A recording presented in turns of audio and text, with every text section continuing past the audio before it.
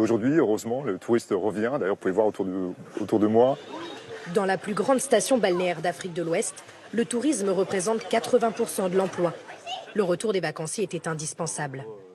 On est venu passer une dizaine de jours de vacances en famille. Ça fait du bien. C'est le bonheur. Une bouffée d'oxygène. Il fait beau, on profite. À 1 heure de Saly, un incontournable du Sénégal, le lac Rose. La plupart des touristes qui y passent sont accueillis par Amadou Wendieng, guide depuis plus de 20 ans. On ne dépend pas entièrement des touristes. Donc si les touristes ne reviennent pas, on n'a pas de travail. Mais si les touristes commencent à revenir, on a de l'espoir. Le but de la traversée est d'aller jusqu'au milieu, voir un peu comment les gens ramassent le sel. Le lac doit sa couleur au sel présent au fond de l'eau.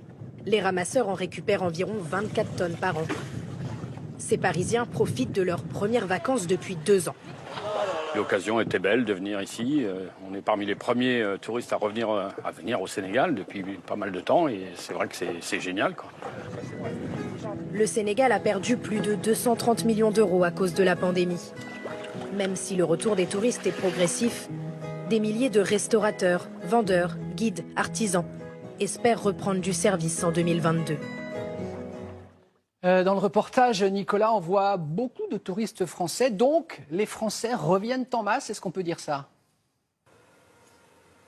Oui, effectivement, des Français, beaucoup de Français qui adorent le Sénégal, beaucoup de Belges aussi et des Européens de manière générale. Mais ce qui a changé, c'est qu'il y a de plus en plus de touristes venant des pays voisins qui visitent le Sénégal et même des Sénégalais eux-mêmes qui n'avaient pas l'habitude de partir en vacances dans leur propre pays, mais qui le font de plus en plus, d'autant que les prix ont souvent été divisés par 2